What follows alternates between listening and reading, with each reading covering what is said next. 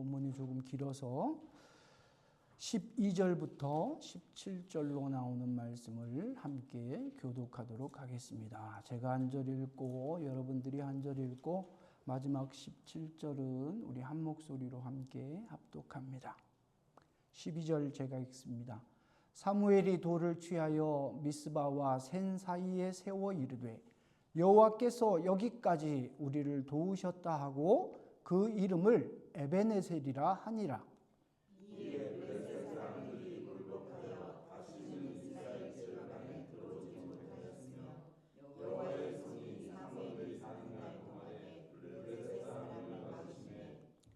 블레셋 사람들이 이스라엘에게서 빼앗았던 성읍이 에그론부터 가드까지 이스라엘에게 회복되니 이스라엘이 그 사방 지역을 블레셋 사람들의 손에서 도로 찾았고 또 이스라엘과 아모리 사람 사이에 평화가 있었더라.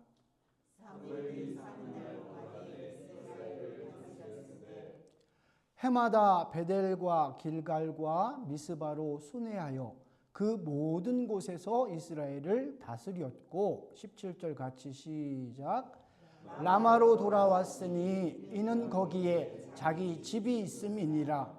거기서도 이스라엘을 다스렸으며 또 거기에 여호와를 위하여 제단을 쌓았더라. 아멘. 우리 잠시 기도드리고 말씀으로 함께 은혜 나누겠습니다. 지금도 살아계셔서 우리 가운데 역사하시며 우리의 심령과 골수를 쪼개시는 살아계신 하나님의 말씀 앞에 이 아침도 두렵고 떨림으로 섰나이다. 주님 말씀하옵소서. 주의 종들이 듣겠나이다. 거룩하신 예수님 이름으로 간절히 기도드리옵나이다. 아멘. 오늘 이 아침에는 사무엘상 7장 3절에서 17절로 나오는 본문을 중심으로 여기까지 우리를 도우셨다라는 제목으로 함께 은혜를 나누고자 합니다. 여기까지 우리를 도우셨다. 우리가 방금 본문을 읽었는데 이게 뭐래요? 네 글자로 여기까지 우리를 도우셨다. 에벤에셀. 에벤에셀의 하나님.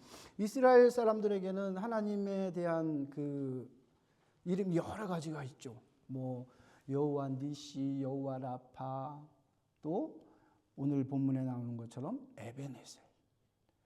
여기까지 우리를 도우셨다. 오늘 우리가 함께 읽고 있는 이 사무엘상 7장은 마치 이제 뒤에도 말씀이 계속 이어지지 않습니까? 그런데 7장을 우리가 1절부터 마지막 17절까지 읽었는데 어쩌면 분위기가 딱 이렇게 좀 총정리해 놓은 것 같은, 총정리해 놓은 것 같은 그런 느낌이 드는데 여기서 일단은 한번 정리를 하고 8장으로 또 넘어가면서 자세한 어떤 에피소드나 사건들을 이렇게 쭉 진행시켜 나가는 그런 구조로 되어져 있습니다. 지금까지의 우리가 함께 나누었던 본문을 조금 요약을 하면 6장까지 어떤 일이 있었죠? 이스라엘 백성들이 블레셋과의 싸움에서 이겼습니까? 졌습니까? 졌어요. 져가지고 그 원인을 그들이 분석했는데 그게 자기들이 생각할 때는 하나님의 괴가 자기들과 함께 하지 못해서 자기들이 전쟁에 졌다라고 착각했습니다. 하나님은 우리의 중심을 보신다고 그러셨죠. 근데 이스라엘 백성들은 눈에 보이는 것을 더 믿었던 것 같아요. 그들의 모습은 오늘을 사는 우리에게도 어쩌면 공감대를 이루는 줄로 믿습니다. 우리들도 믿음으로 산다고는 하지만 그래서 히브리서 11장이 우리에게 고백하는 대로 믿음은 바라는 것들의 실상, 보지 못하는 것들의 증거라고 우리는 고백하면서도 삶을 살아가는 현실 속에서는, 삶의 현장 속에서는, 삶의 자리 속에서는 눈에 보이는 것, 손에 잡히는 것을 더 의지하고 마음을 두는 그런 경우가 더 많이 있습니다. 그것이 어쩌면 우리의 연약함이고 그런 연약함이 있기 때문에 우리는 주님을 더 사모하게 되는 줄로 믿습니다. 이스라엘 백성은 하나님이 택하신 하나님의 백성 아니었습니까? 그들은 늘 하나님이 그들과 함께 하셨음을 광야의 40년을 통해서 너무나 잘 알았어요. 아니 그 이전에 340년이라는 긴 세월을 애굽에서 노예로 살 때도 하나님은 그들과 늘 함께 하셨어요. 그들의 울부짖음을 들으셨고 그들의 눈물에 응답하셨고 그들의 그 가혹한 현실 속에서 하나님의 때가 이르면 반드시 그들을 이끌어낼 거라는 약속의 말씀을 하나님은 한 번도 변개시킨 적이 없었습니다. 그런데 그때도 우리가 그 본문을 자세히 살펴보면 이스라엘 백성들은 곳곳마다 기회가 있을 때마다 하나님을 원망하고 불평하는 모습이 많이 나옵니다. 왜요? 눈에 보이지 않는 하나님보다 눈에 보이는 현실이 상황이 더 커 보였기 때문이에요. 그런 역사를 가지고 있었던 이스라엘 백성이었기에 그들이 하나님이 허락하신 젖과 꿀이 흐르는 가나안 땅에 들어왔을 때 그들은 어떤 상상을 했냐 하면 이 땅은 하나님이 우리에게 예비하셨고 우리를 위해 준비하신 땅이기 때문에 그 땅에 우리가 들어왔다는 것은 이제 고생 끝 행복 시작이다 이렇게 생각을 했어요. 마치 하나님이 다 모든 것을 세팅해 놓고 거기에 우리가 딱 입장하기만 하면 짜자자잔 박수 치면서 와 하면서 모든 것이 잘 되는 것처럼 모든 것이 형통할 것처럼. 그런데 사실 우리가 이스라엘의 역사를 쭉 살펴보면 제가 앞에서도 애굽에서 광야에 이르는 여정들을 잠깐 설명드렸잖아요. 그 과정들이 이스라엘 백성에게 왜 필요했을까요? 결국은 그 과정이 뭐 때문에 젖과 꿀이 흐르는 가나안 땅에 들어왔을 때를 대비해서 하나님이 그 과정들을 준비하신 거예요. 우리들의 삶 가운데 뭔가 내가 하나님 앞에 기도하고 간구했던 제목들이 우리는 이루어지기를 바라지 않습니까? 그런데 가만히 여러분 한번 생각해 보십시오. 우리는 결과에 주목하잖아요. 그런데 하나님은 항상 뭘 더 유념해 보시는 것 같아요? 과정을 더 유념해 보시는 것 같아요. 진실된 과정, 올바른 과정, 조금 늦어지는 것 같아도 정직하게 이루어지는 과정을 하나님은 반드시 목도하여 보십니다. 이 정직이라는 것이 사실은 참 어려워요. 9번 정직하다가 한 번 정직하지 못하면 정직한 걸까요? 정직하지 못한 걸까요?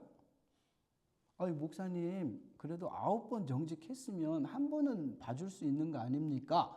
이게 어쩌면 우리의 논리일 수 있습니다. 하지만 그 자체가 정직이신 하나님이 우리에게 요구하는 믿음의 기준은 뭐냐면 10번 모두 정직한 겁니다. 그래서 힘든 거죠. 그래서 어려운 거죠. 그래서 우리 힘으로 할 수 없는 것이지요. 이스라엘 백성들이 그렇게 하나님의 어떤 섭리를 온전히 깨닫지 못하고 눈에 보이는 결과물에 도취되어서 가나안 땅에서 이제 정착해서 살아갑니다. 근데 매 순간 매 과정 맞닥뜨리게 되는 모든 상황이 그들이 꿈꾸고 그들이 기대하고 그들이 바라는 대로 흘러가지만은 않았어요.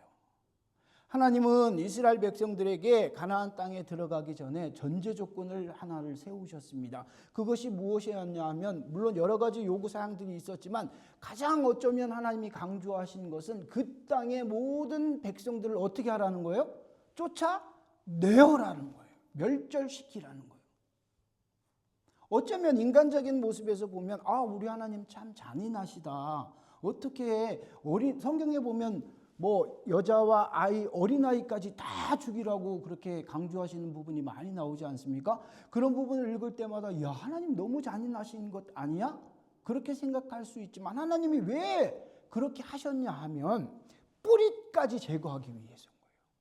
어떤 일말의 가능성, 어떤 일말에 기댈 수 있는 것까지도 마음이 흔들릴 수 있는 근거까지도 하나님은 제해버리시기를 원하셨어요. 왜냐하면 하나님이 여러 번 말씀을 통해서도 경고하셨지만 이스라엘 백성이 그 땅에서 그들을 완전히 쫓아내지 못하면 어떤 일들이 일어날 거라는 것을 하나님은 너무나 잘 알고 계셨어요. 그런데 참 아이러니하게도 하나님의 그 경고는 이스라엘 백성들의 삶 속에 현실로 일어났습니다. 그들이 이방 족속들을 다 쫓아내지 못하고 그들을 남겨두고 그들을 수용하고 그들과 평화협정을 맺고 그들 곁에 두었을 때에 이스라엘 백성들, 하나님의 백성이 이방 족속들에게 영향력을 끼쳐서 그들을 하나님의 백성으로 변화시키는 것이 아니라 이스라엘 백성들, 하나님의 백성들이 오히려 그들에게 영향을 받아서 그들이 섬기던 우상을 섬기고 그들의 생활 방식을 점점 닮아가게 됩니다. 그래서 하나님이 약속하신 복이라고 생각할 수 있는 젖과 꿀이 흐르는 가나안 땅이 결국에는 이스라엘 백성들에게 복이 아니라 화가 되는 현실을 우리는 말씀 속에서 목도하게 됩니다. 오늘도 어쩌면 그 연장 속에 있는 말씀일 겁니다. 이스라엘 백성들이 그런 힘든 과정 속에서 블레셋은 항상 이스라엘에게 가시 같은 존재였어요. 우리가 이 부분을 읽을 때 왜 하나님은 블레셋을 멸절시키지 아니하시고 멸망시켜서 완전히 없애버리시지 왜 이렇게 이들을 끈질기게 남겨주실까? 좀 의아한 생각이 들 때가 있지 않아요? 근데 하나님은 이 블레셋을 멸절시키시지 않아요. 끝까지 어쩌면 끈질기게 그들이 살아남아서 이스라엘 백성들에게 가시짓을 합니다. 가시가 뭐죠? 여러분 손톱이나 어디 이렇게 가시 찔려 보신 적 있으세요? 가시는 어쩌면 하찮은 거고 우리가 큰 가시가 찔리거나 아니면 뭐 이렇게 큰 상처가 나면 뭐 수술을 받고 병원에 가고 이런데 가시는 좀 우리가 우습게 여기잖아요. 근데 이 우스운 가시가 손에 딱 박히면 어떻게 돼요? 자꾸 신경이 쓰이는 거예요. 막 돋보기를 쏘고 보고 바늘로 막 파낸다고 파내도 이게 가시가 완전히 제거되지 않으면 보이지는 않는데 분명히 있어.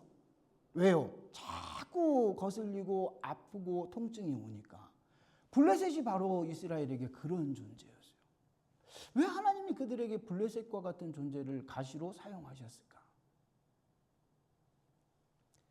만약 그런 가시 같은 존재가 우리 삶 가운데 우리의 신앙생활 속에 없다면 평안할 것 같죠? 행복할 것 같죠? 아닙니다. 우리 인간은 참 죄의 근성이 있지 않습니까? 그죠? 그래서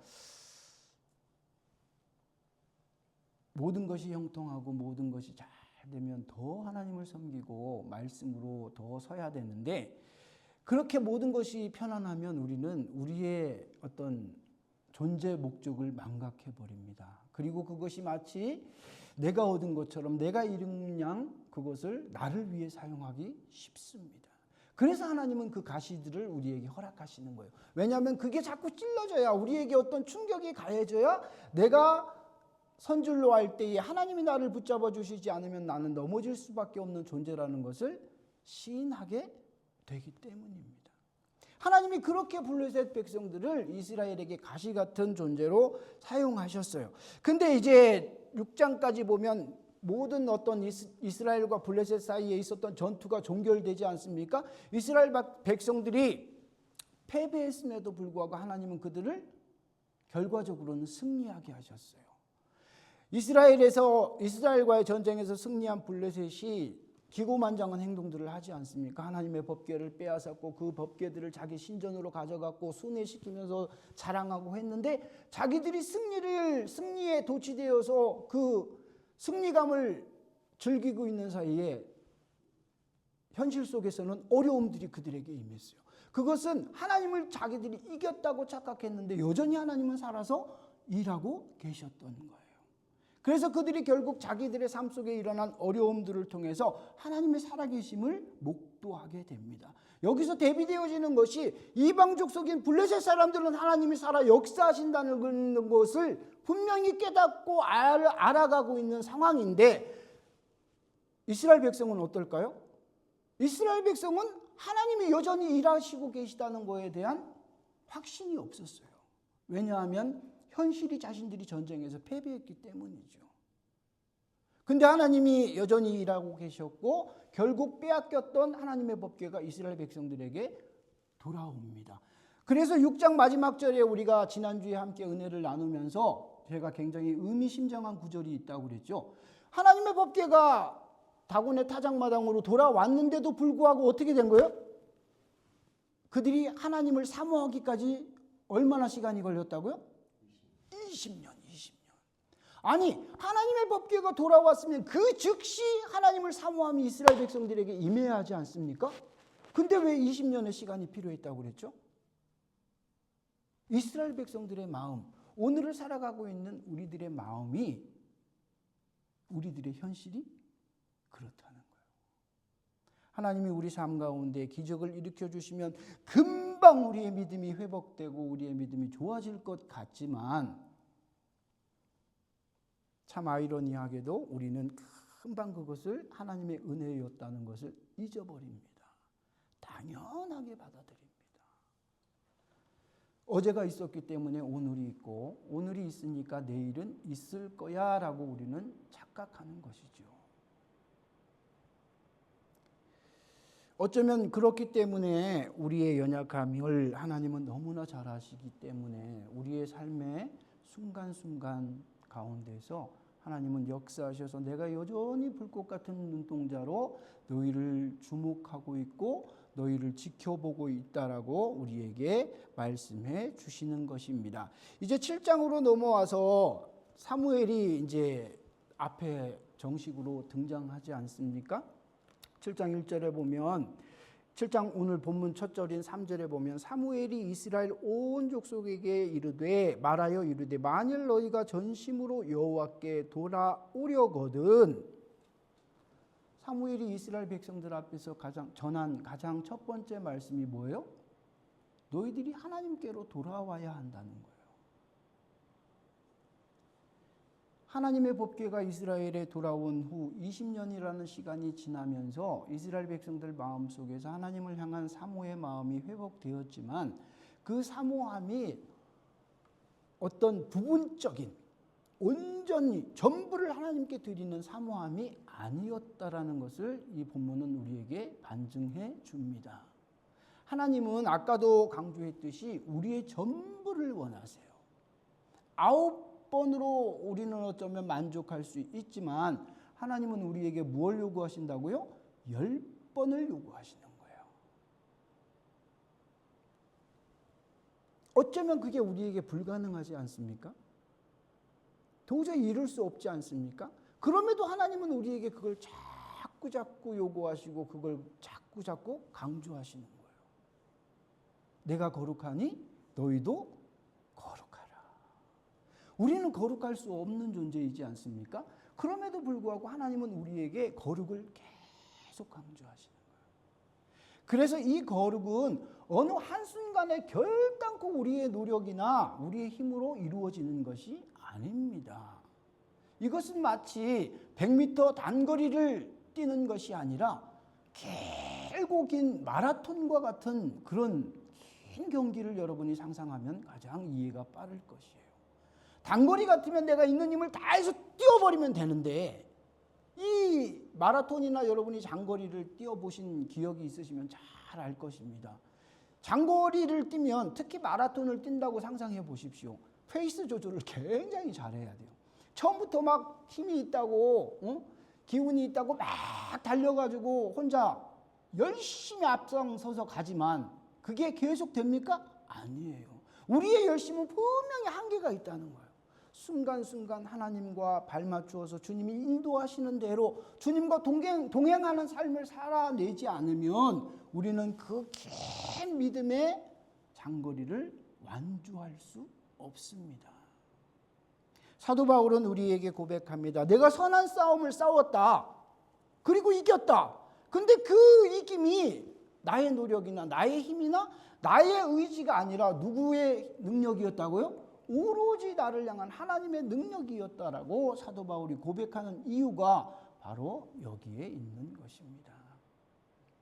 백성들 앞에 공식적인 어떤 지도자로서 등장한 사무엘이 가장 먼저 그들을 향해서 내뱉었던 일성이 무엇입니까? 하나님께 온전히 회개하자는 거예요.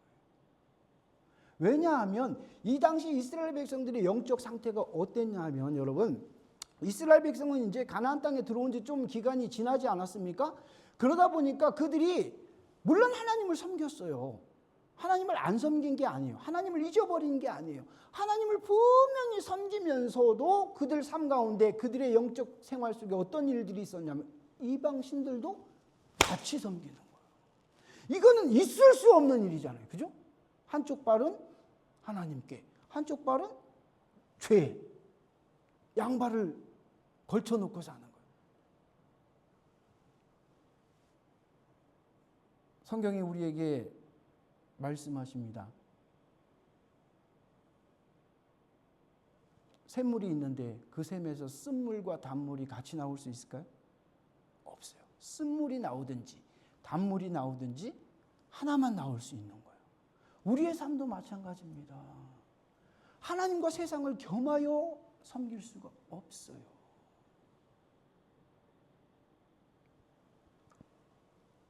그걸 나름 조화롭게 슬기롭게 잘 왔다 갔다 하면서 양다리를 걸쳐가지고 나는 지금까지 잘 살아와서 그렇게 착각하시는 분들이 있을 수도 있습니다.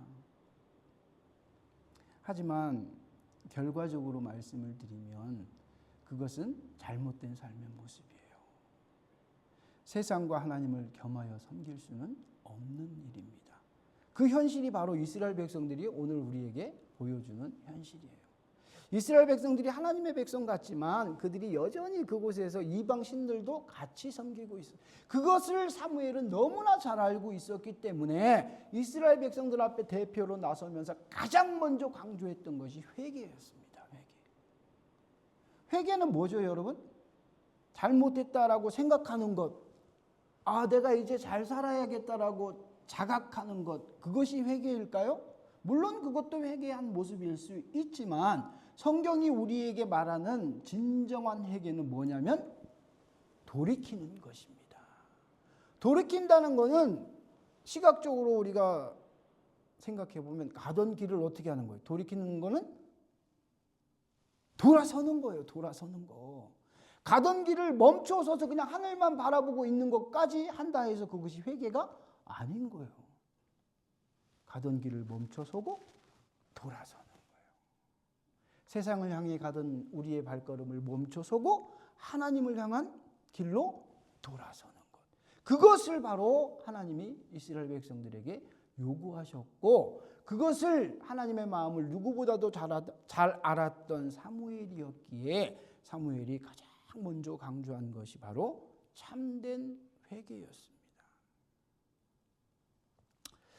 우리들이 신앙생활을 하면서도 이 회개는 항상 우리와 뗄래야 뗄 수 없는 관계일 것입니다. 여러분, 우리들의 삶 가운데 우리들의 신앙생활 속에 매 순간순간 말씀 앞에 나를 내어놓고 그 말씀 앞에 나를 돌이키고 주님 앞에 진정한 회개를 하는 회개가 계속되어지는 삶이 우리 속에서 식어지거나 멈춰지거나 그게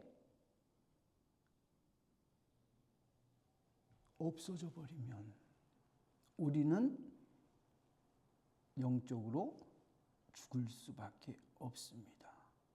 더 강조해서 말씀드린다면 이 회개는 우리의 영적 호흡인 것입니다. 하나님의 형상으로 지어진 우리가 이 세상을 살다 보면 하나님이 우리에게 주신 창조 목적에 맞지 않는 어긋난 삶을 살게 될 수밖에 없어요. 왜냐하면 늘 강조드리는 말씀이지만 눈에 보이지 않는 하나님보다 눈에 보이는 세상 것이 더 분명한 것처럼 다가오기 때문입니다. 이것은 그 누구도 예외가 될 수 없어요. 그렇기 때문에 그 기준을 되살리려면 그 기준을 붙잡으려면 내가 내 영적 상태를 주님의 말씀 앞에 늘 비추어 보는 이 회개의 모습이 우리 속에 있어야 합니다. 이 회개는 일회성으로 끝나면 결코 되지 않습니다. 언제인지 모르지만 주님이 우리를 부르시는 그날까지 이 회개는 계속되어져야 합니다. 그런데 여러분들도 잘 아시겠지만 오늘을 살아가는 많은 목회자를 비롯한 모든 성도들은 이 회개에 대해서 굉장히 껄끄럽게 생각을 합니다. 왜냐하면 이게 듣기에 편한 말은 아니거든요. 목사님, 그것 말고도 축복이나 평안이나 감사나 은혜나 이런 좋은 우리가 듣기에 편한 말씀도 많은데 왜 목사님 굳이 우리가 듣기에 껄끄럽고 부담되는 회개의 말씀을 자꾸 거듭거듭 말씀하시는 건가요? 그래서 사실은 목회자들이 이 회개나 어떤 죄에 대한 설교를 쉽게 못하는 것이 현실이에요.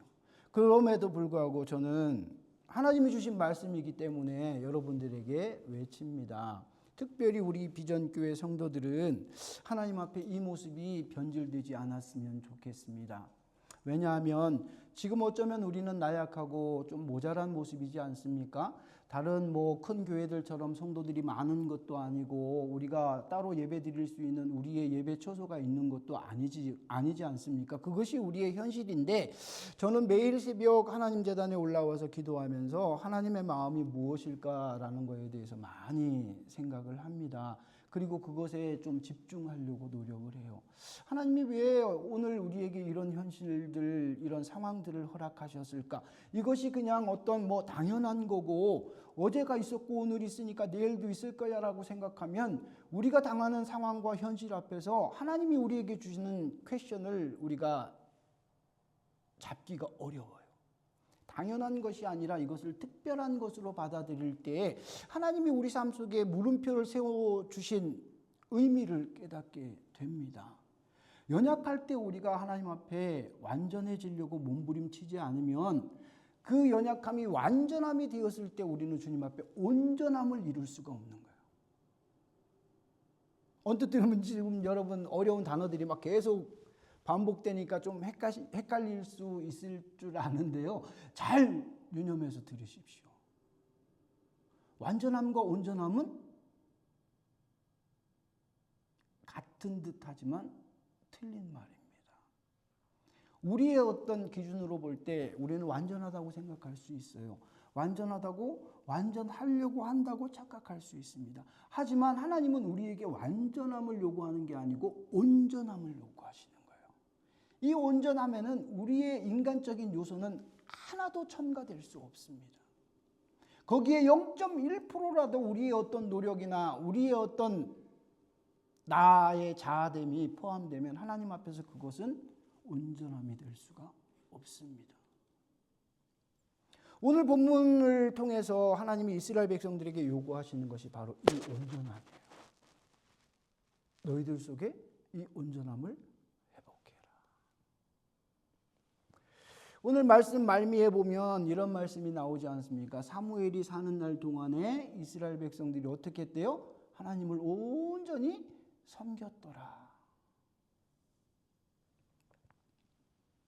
사무엘 개인 한 사람의 어떤 영향력이 물론 이스라엘 백성들에게 많은 영향력을 끼쳤을 것입니다.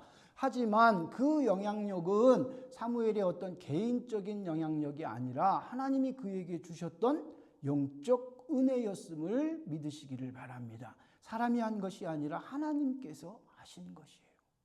그래서 이스라엘 백성들이 하나님이 세우신 하나님의 사람의 말씀, 주님이 그를 통해 주시는 주님의 메시지를 듣고 그들이 주님 앞에 온전해질 수 있었고 그러한 삶의 신앙의 고백이 바로 오늘 설교 제목에 언급되어져 있는 여기까지 우리를 하나님께서 도우셨다. 이 고백이 이스라엘 백성들 오늘 본문에 나오는 그들만의 고백이 아니라 이 새벽에 주님 앞에 예배드리는 우리 비전교회 사랑하는 성도들 개개인의 고백 되시기를 주님의 이름으로 간곡히 부탁드립니다. 여러분 오늘까지 어떻게 오셨습니까? 누가 나에게 묻는다면 어떻게 대답해야 할까요?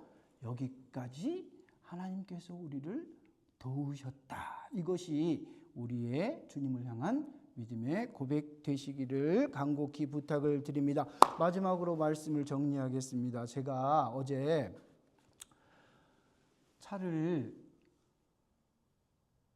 세차를 하러 갔어요.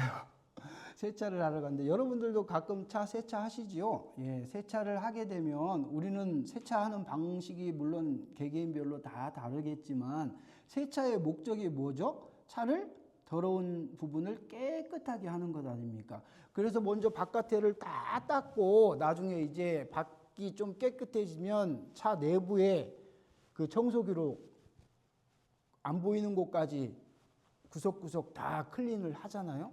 그래서 이렇게 보면 내 눈에 더러운 것이 당장 눈에 안 보이면 우리는 어떻게 생각해요?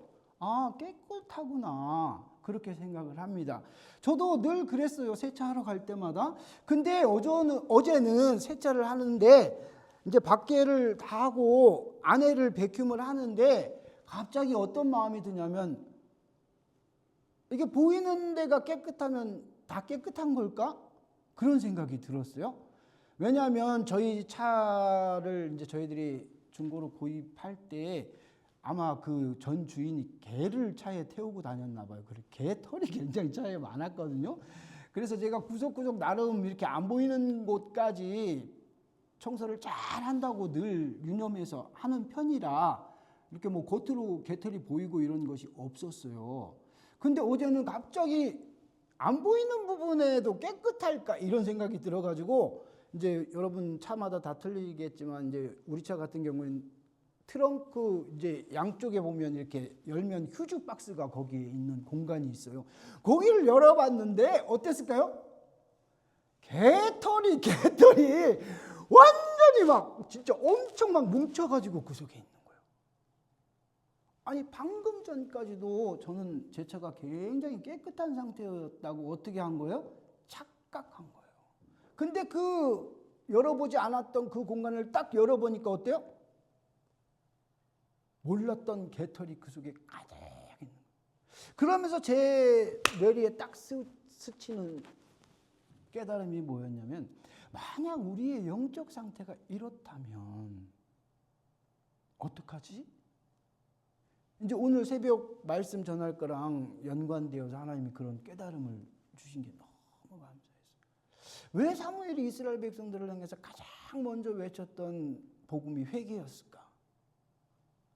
왜냐하면 그 회개가 온전히 이루어지지 않으면 우리가 깨끗하다고 착각하고 있지만 보이지 않는 부분에 세상의 때 하나님보다 내가 앞서는 것, 하나님보다 더 의지하는 어떤 그런 우상들이 여전히 존재하고 있다면 우리는 하나님 앞에 깨끗한 상태가 아니라는 거죠. 내 눈에 보이지 않기 때문인 거지. 왜냐하면 온전한 회개가 이루어져야만 여기까지 하나님이 나와 함께 하셨다, 우리를 도우셨다라는 에벤에셀의 고백이 우리 영혼에서 주님을 향해 나올 수 있기 때문입니다. 기도하겠습니다.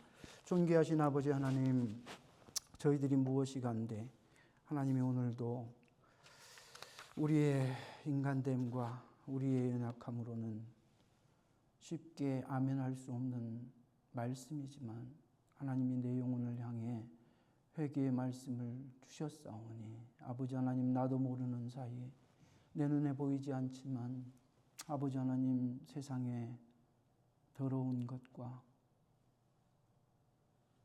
하나님의 은혜가 아니라 나의 나됨이 먼저 앞섰던 것들이 나도 모르는 사이에 내 영혼 깊은 곳에 감추어진 곳에 쌓여 있다면 하나님, 이 아침 성령의 불로 찾아내시고 태우셔서 하나님 앞에 우리가 깨끗하여지고 순전하여지고 온전하여져서 주님의 거룩함을 담는 저희들 되게 하셔서 내 영혼이 주님을 향하여 에벤에셀의 하나님을 외칠 수 있는 고백이 이 아침에 있게 하여 주시옵소서. 지금은 우리 주 예수 그리스도의 은혜와 아버지 하나님의 크신 사랑하심과 성령님의 인도 내주 역사 충만하심이 오늘도 영적으로 죽지 않고 살아 있게 하신 하나님의 은혜를 고백하는 우리 비전교회 사랑하는 성도들 삶 가운데, 저들의 자녀들의 삶 가운데 지금부터 영원토록 함께 하시기를 간절히 축원하옵나이다. 아멘.